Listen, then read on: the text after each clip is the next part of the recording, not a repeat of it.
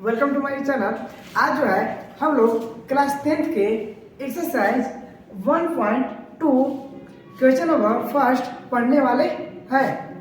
अब हम लोग देख लेते हैं क्वेश्चन नंबर फर्स्ट है कि क्वेश्चन नंबर फर्स्ट जो है वो क्या कह रहा है। तो क्वेश्चन नंबर फर्स्ट में कह रहा है कि निम्नलिखित संख्याओं को अभाज्य गुणनखंडों के गुणनफल के रूप में व्यक्त कीजिए।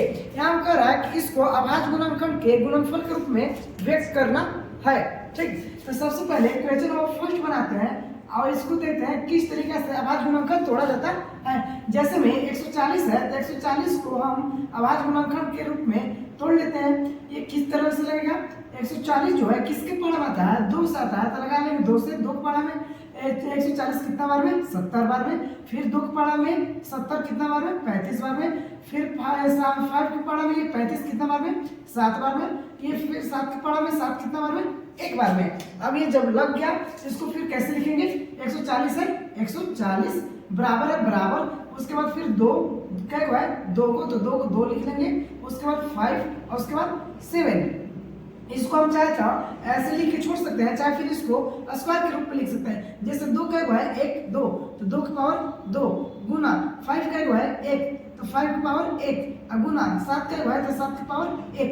ये हो गया 140 का अभाज्य गुणनखंड। यदि आप लोग को ये अगर क्वेश्चन नहीं समझ में आया, क्वेश्चन नंबर सेकंड जानते हैं क्वेश्चन नंबर सेकंड कैसे बनेगा। जैसे में 156 के हमको तोड़ना है, तो इस तरीके से सबसे पहले हम लोग तोड़ लेंगे। पहले ये देख रहे हैं किसके पारा से लग रहा है, 2 से, तो 2 से लगा लेंगे। 2 के पारा में 156 कितने बार में, तो 2 के पारा में 15 नहीं आता तो 7 बार में 14 और 8 बार में 16। फिर 2 से 3 बार में 6, 9 बार में 18, फिर 3 से 3 बार में 1 और 3 तरीके 9। उसके बाद हम देख रहे हैं कि 13 से लग रहा था, 13 के पारा में 13 कितना बार में, 1 बार में। अब इसको लिखना है, लिख लेते हैं 156 बराबर में 2 2 को है तो लिख लेंगे 2 गुना 3 गुना 13।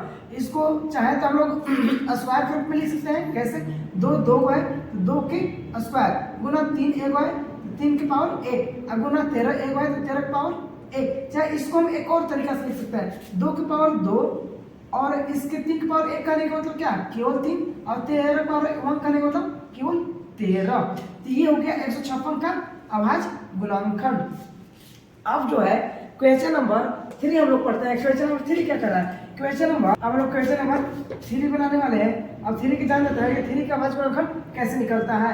तो लिख लेंगे 3825। अब इसका अभाज्य गुणनखंड निकालना है तो लगाएंगे 3 से, कितना बार होगा, तो 3 के पारा में 3 1 बार में, 3 के पारा में 8 नहीं था तो 2 बार में 6, फिर 7 बार में 21 और 5 बार में 15।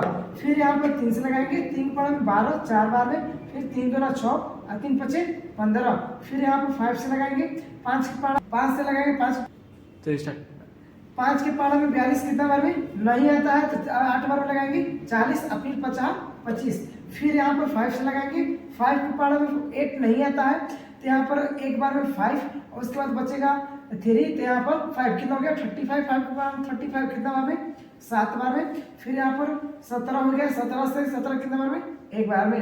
अब इसका अभाज्य गुणनखंड की बात की जाए तो क्या हो जाएगा, तो 3825 लिखेंगे। अब बराबर में लिख लेंगे 3 है 5 है और 17 है, यहाँ पर ऐसे लिख लेंगे 3 गुना 5 गुना 5 गुना में 17। इसको हम चाहे तो ऐसे लिख सकते हैं, 3 2 को है तो 3 पावर 2, 5 2 है तो 5 की पावर 2 और 17 1 है तो 17, जैसे कि तैसे। अब आगे क्वेश्चन जो है 4 और 5, यदि आप लोगों को समझ में आया तो ये दोनों घर से होमवर्क रहेगा। अगर यदि क्वेश्चन अगर नहीं बन पाता है तो आप कमेंट बॉक्स में कमेंट जरूर करें, अगला वीडियो में इसको सोल्यूशन किया जाएगा।